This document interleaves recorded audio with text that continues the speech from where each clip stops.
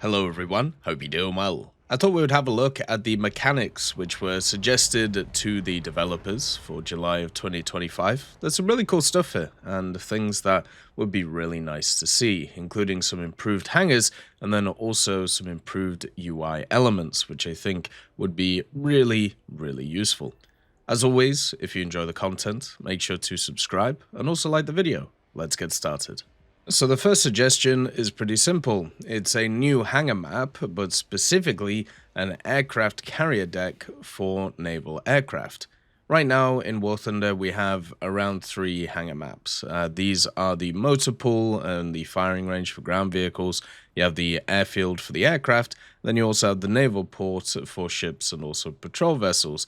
And technically you also have the open waters for hydroplanes and flying boats. But imagine if you also had a map for naval aircraft which were on aircraft carrier decks. Now, we already have multiple aircraft carrier models in the game, whether they be World War II or whether they be more modern aircraft carriers, and it would be fun if they added one as a hangar map. Using the carrier deck would be much more appropriate location for many of the naval aircraft we actually see in the game, and also it would allow more features that wouldn't be seen on a regular airfield, such as folding wings for planes. They could even use the carrier elevators, moving up and down aircraft. Carrier catapults could be used, arresting wires as well for things landing, and then also even an ESCO net barrier, which would be kind of fun, and even just the idea of having just a floating airport moving around the map so you could maybe see it in different areas, which generally would be quite nice since a lot of stuff in the hangar is incredibly stagnant. The next one is for a decal, which may be a bit familiar to a few of you guys. This is for the Helicopter Maritime Strike Squadron 51, the detachment for the Imposters decal. The Helicopter Maritime Strike Squadron 51 is an elite United States naval helicopter squadron based on the Naval Air Facility Atsugi in Japan. The squadron operates in a number of roles, from search and rescue, ASW, to personal transportation, and is frequently attached to ships of the 7th Fleet.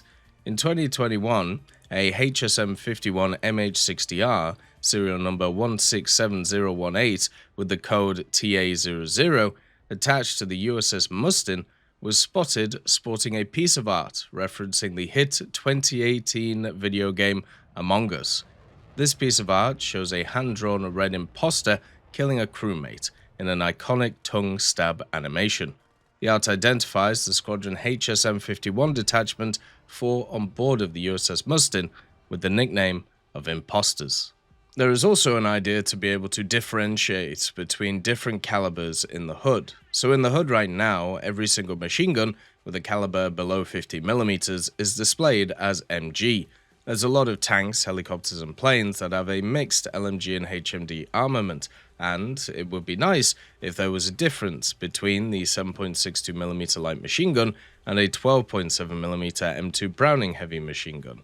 The same problem exists when there's different sizes of cannons as well, and wherever you want to see which ammo pool is connected to which gun, you have to open the tactical map and hover over your vehicle to figure out which armament has the MG pool in the hood, and it can get even worse after you've shot a few salvos.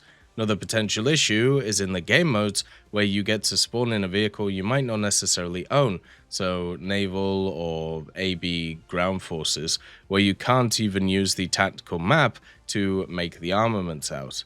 It should be displayed right in the hood by separating these calibers with their own labels. Anything smaller than a typical HMG or a 12.7mm should be displayed as an LMG in the hood, and vice versa. Anything bigger than up to 50mm should be displayed as a HMG, so basically just moving the two things away from each other.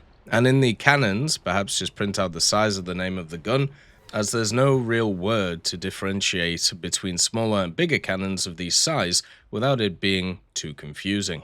The next suggestion is to add ground vehicle headlights once again, but with a slight different twist. Whenever the idea of adding ground vehicle headlights has been added to the game, the context behind it was to add headlights to help players see other players during night battles. But an argument was made that if you had your headlights on during a night battle, all the enemies would easily see you. So the idea this time is just to do it for atmosphere purposes, to add it for people that want to make night battles cinematic, or people who want to take screenshots of their favorite tanks at night with their headlights on. Think of it as another in-game mechanic like driver's camera or transmissions mode things, which are not super useful immediately, but are also fun nevertheless. So all tanks should just have the same brightness on their lights. From the T34 to the T90, it should all be the same. If there are tanks with brights, when you turn on your headlights, it would be a bit brighter than a normal tank without brights, just by a little bit. Tanks like the M51W or the M728 would probably have a bigger light coverage, but not brighter lights. And of course, if a headlight is shaped differently, like the German World War II tanks that only have a slit on them, the light would look different once again. And also, if someone shoots your headlights or headlights, they won't work anymore. Seems pretty simple. It's very important to know that this shouldn't give a battle advantage.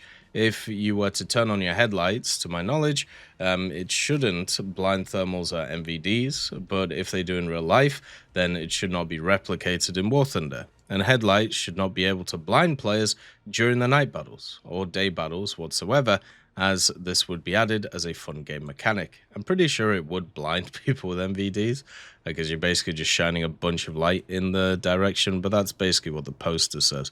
So, in conclusion, the headlights in War Thunder would be an atmospheric mechanic that would be used to add atmosphere to a cool photo you want to take on your tank, or to make night battles cinematic with.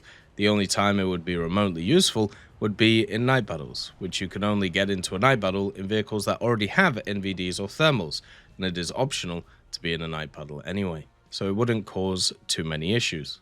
The last suggestion is multiple colors in custom sights. Modern digital sights often use many colors for ease of use, to know where to glance. Only having one color for the whole sight doesn't look or feel nearly as good and or realistic in War Thunder. Basically, if you have a look at a bunch of examples of real-life sights, there is many of them that use different colors in order to differentiate between stuff. So basically, the idea would be to have different areas of it which would be highlighted in different ways. Simple as that, really. There isn't really any much else to kind of go with it. So more customization for the custom sights, which of course can't be bad. As always, I hope you have a wonderful day, and I'll see you next time. I'd just like to thank GMG Smiley, CD Beans, Chieftain Mike, EMN3 Galaxy, Tulio Pontecorvo, Brendan Quinn, Carrion Crow, Gus Irenicus, Pyman, Wartinder, Teddy, Daniel Stanton, Martinez, B. Young, Ozzy Panzer, Alan Hacker, Liam Shear, Opium Prime, Lafouche, Sem Aslan, Uncle Bean, and Derek R. for supporting the channel.